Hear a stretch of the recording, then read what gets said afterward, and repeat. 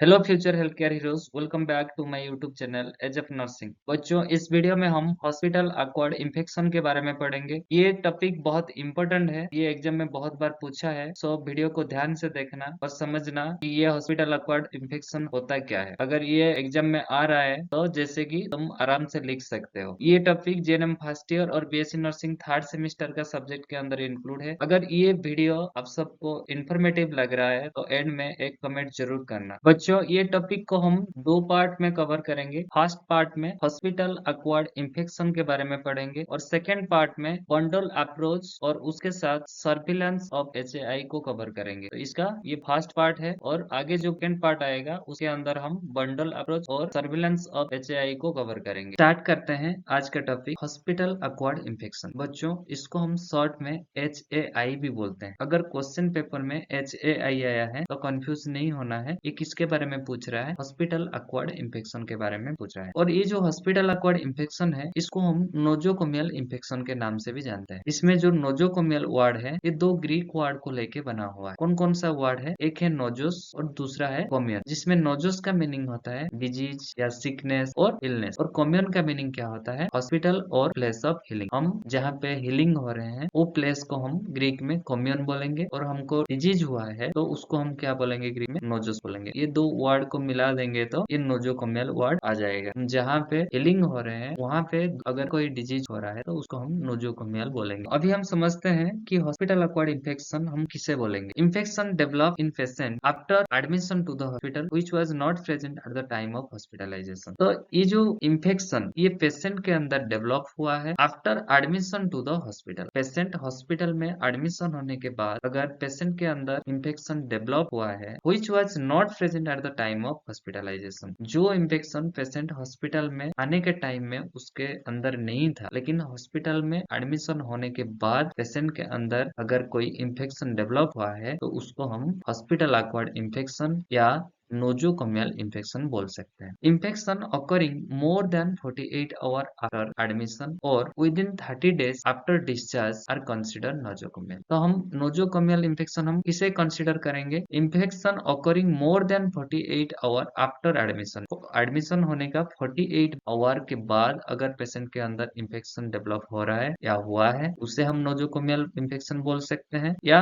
Patient discharge जाने के बाद या डिस्चार्ज जाने का 30 डेज के अंदर अगर पेशेंट के अंदर कोई दूसरा कुछ इन्फेक्शन डेवलप हुआ है तो उसे भी हम नोजोकोमियल इन्फेक्शन बोल सकते हैं। अभी हम बात करते हैं कि ये जो हॉस्पिटल एक्वायर्ड इन्फेक्शन या जो नोजोकोमियल इन्फेक्शन है वो यूजुअली किन किन को होता है या किन किन पर्सन को ज्यादातर ट्रांसमिशन होने का खतरा रहता है। तो सबसे पहले हेल्थ केयर वर्कर्स, जितने भी हेल्थ केयर वर्कर्स रहते हैं, जो भी पेशेंट को केयर प्रोवाइड कर रहे हैं, उनको ज्यादातर ये ट्रांसमिशन होता है। कैसे होता है? डायरेक्ट कांटेक्ट के थ्रू होता है। जैसे कि कोई इन्फेक्टेड पेशेंट हो और वो इन्फेक्टेड पेशेंट को हम डायरेक्ट टच कर रहे हैं या उसका जो बॉडी फ्लूइड है उसको टच कर रहे हैं, या हम कंटामिनेटेड जो इक्विपमेंट है उसको टच कर रहे हैं। जैसे कि कोई रीयूजेबल इक्विपमेंट है उसको अच्छी तरह से प्रॉपर तरीके से उसका स्टेरिलाइजेशन नहीं हुआ है, डिसइंफेक्शन नहीं हुआ है, उसको हम टच कर रहे हैं, तो उसके द्वारा भी ट्रांसमिशन हो सकता है। और नीडल स्टिक इंजुरी एक्सीडेंटली अगर हम कोई कंटामिनेटेड नीडल हमारे स्किन के अंदर प्रिक हो गया तो उसके द्वारा भी ये ट्रांसमिशन हो सकता है। और इनडायरेक्ट वे में कैसे होगा? इनडायरेक्ट वे में जैसे कि कोई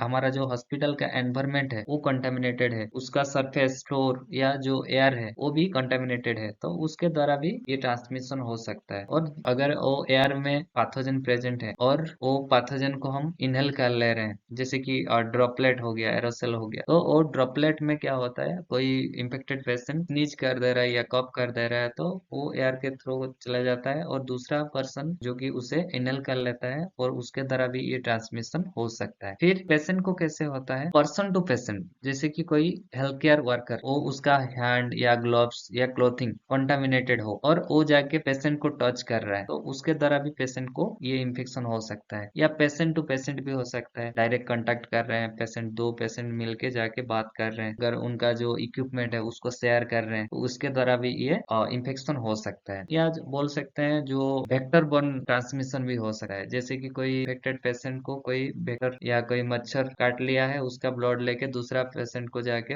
कट कर लिया है, तो उसके द्वारा भी ये इन्फेक्शन हो सकता है। नेक्स्ट है इनडायरेक्ट, कोई एनवायरमेंट अगर कंटामिनेशन हो या जो कंटामिनेटेड इक्विपमेंट यूज हो रहा हो या एयरबोर्न ट्रांसमिशन हो, उसके द्वारा भी ये इन्फेक्शन हो सकता है। नेक्स्ट हम बात करते हैं एजेंट ऑफ नोजोकोमियल इन्फेक्शन। कौन कौन सा एजेंट है जो कि नोजोकोमियल इन्फेक्शन बनाते हैं या किन किन एजेंट के द्वारा ये नोजोकोमियल इन्फेक्शन होता है। तो सबसे पहले वायरस के द्वारा होता है, बैक्टीरिया के द्वारा होता है और फंगाई के द्वारा होता है। ये 3 एजेंट है जिसके द्वारा ये नोजोकोमियल इन्फेक्शन होता है। तो ये जो एजेंट है या जो पैथोजन है या जो माइक्रो ऑर्गेनिज्म है, ये कहाँ से आते हैं? Where do the microbes come from? Patients own flora, patient के बॉडी के अंदर जो माइक्रोब्स प्रेजेंट है उसके द्वारा भी ये हॉस्पिटल एक्वायर्ड इन्फेक्शन हो सकता है, या cross infection from patient to patient, जैसे कि बोला अभी कि एक पेशेंट से दूसरा पेशेंट को भी इन्फेक्शन हो सकता है क्रॉस इन्फेक्शन के द्वारा, और हॉस्पिटल एनवायरमेंट के द्वारा भी ये जल्दी ट्रांसमिशन हो सकता है, या जो माइक्रोब्स हैं हॉस्पिटल एनवायरमेंट से भी आते हैं या एक पेशेंट से दूसरे पेशेंट को भी आते हैं, या पेशेंट का जो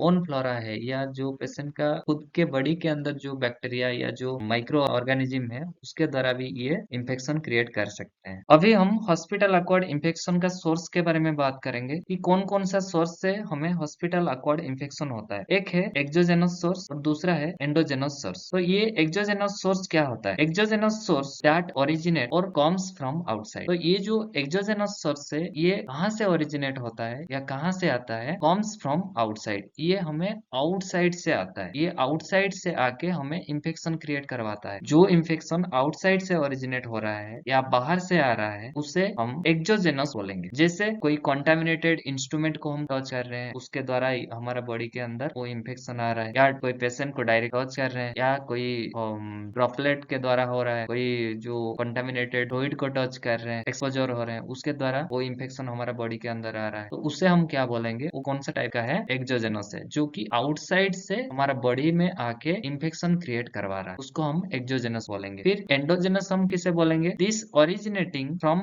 विद इन। ये जो एंडोजेनस सोर्स है ये कहाँ से ओरिजिनेट होता है? फ्रॉम विद इन, हमारा बॉडी के अंदर, हमारा खुद के अंदर से ये ओरिजिनेट होता है। इनसाइड द बॉडी, हमारा बॉडी के अंदर से ही ये ओरिजिनेट होता है। Organism being derived from the patients own flora. ये हमारा बॉडी के अंदर जो बैक्टीरिया रहते हैं जो इन्फेक्शन करवाते हैं, जो इन्फेक्शन हमारा बॉडी के अंदर से ही हो जाता है उसे एंडोजेनस बोलेंगे, और सेल्फ इन्फेक्शन भी बोलते हैं उसे हम। अभी हम मोड्स ऑफ ट्रांसमिशन के बारे में बात करेंगे। कौन कौन सा मोड से हमें ये इन्फेक्शन ट्रांसमिशन होता है? तो सबसे ज्यादा और सबसे कॉमन रूट ट्रांसमिशन होने का कौन सा है? कॉन्टैक्ट के थ्रू होता है। हम अगर इन्फेक्टेड पेशेंट को टच कर रहे हैं या कोई इन्फेक्टेड मटेरियल को हम डायरेक्टली टच कर रहे हैं, बॉडी फ्लूइड को टच कर रहे हैं, तो उसके द्वारा हमें ये इन्फेक्शन ट्रांसमिशन होता है, और ये मोस्ट कॉमन है। नेक्स्ट है एयरबोर्न। एयरबोर्न जैसे कि कोई ड्रॉपलेट है, कोई स्नीजिंग कर रहा है, कोई कफिंग कर रहा है, तो वो स्नीज और कफ के द्वारा ये हमारा रेस्पिरेटरी सिस्टम में आ जाता है और इन्फेक्शन करवाता है थ्रू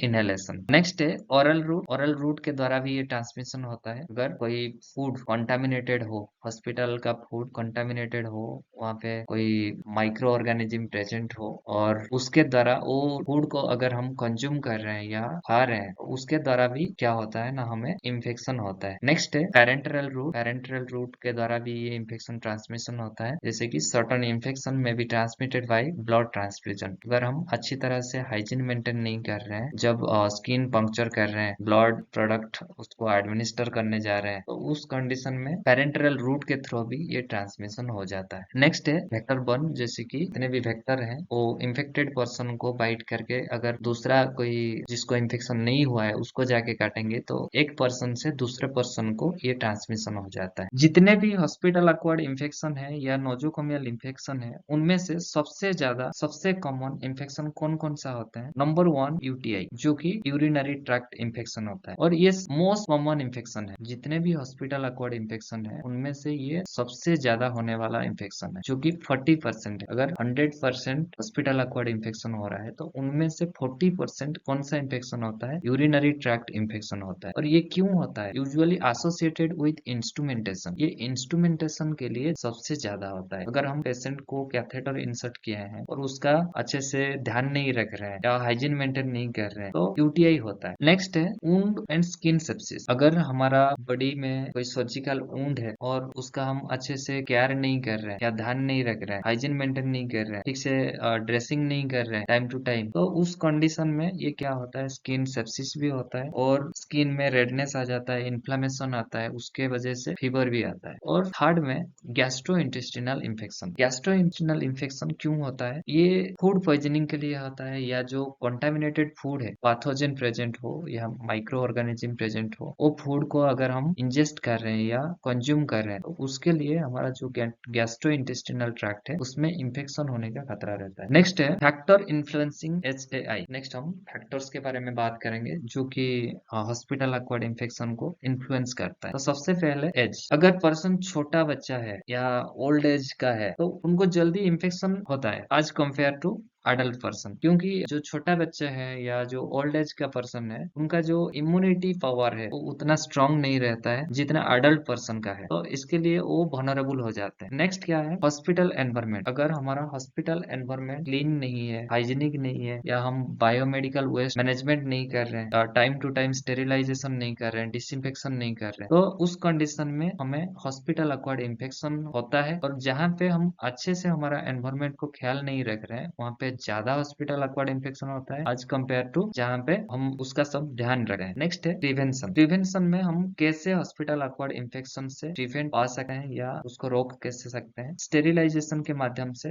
अगर हम टाइम टू टाइम स्टेरिलाइजेशन करेंगे और स्टेरिलाइजेशन टेक्निक यूज करके स्टेरिलाइजेशन करेंगे और उसके साथ मेंटेन प्रॉपर क्लीननेस, अगर हम क्लीननेस को मेंटेन करेंगे प्रॉपर तरीके से या एंटीसेप्टिक यूज करेंगे जब भी कोई प्रोसीजर हो रहा है या कुछ भी परफॉर्म कर रहे हैं तो उससे पहले स्किन एंटीसेप्टिक यूज करेंगे या प्रोटेक्टिव क्लॉथिंग यूज करेंगे। जो भी हमारा प्रोटेक्टिव क्लॉथिंग है जैसे कैप, मास्क, ग्लोव, अदर जितने भी हैं पीपीई में वो सब यूज करेंगे तो हम हॉस्पिटल एक्वायर्ड इन्फेक्शन से हम प्रिवेंट पा सकते हैं। उसके अलावा pre operative disinfection of patient skin. जब भी कोई पेशेंट को हम ऑपरेटिव रूम में या ओटी में भेज रहे हैं तो उससे पहले हम क्या करना है, वो पेशेंट का स्किन को डिसइंफेक्शन करना है ताकि जब भी वहाँ पे कट होगा तो वो कट करने का एरिया में कोई इन्फेक्शन या कुछ पैथोजन वहाँ पे प्रेजेंट ना हो। अगर प्रेजेंट रहेगा तो वहाँ पे इन्फेक्शन होने का खतरा रहता है। तो इसके लिए मैं पेशेंट का स्किन को अच्छी तरह से डिसइंफेक्शन करना है ऑपरेशन से पहले। होप करता हूँ आपको ये वीडियो पसंद आया होगा और किसी चीज का जानकारी या मदद के लिए हमसे जरूर कांटेक्ट करें। जुड़े रहे एज अ नर्सिंग के साथ। Thank you so much for watching.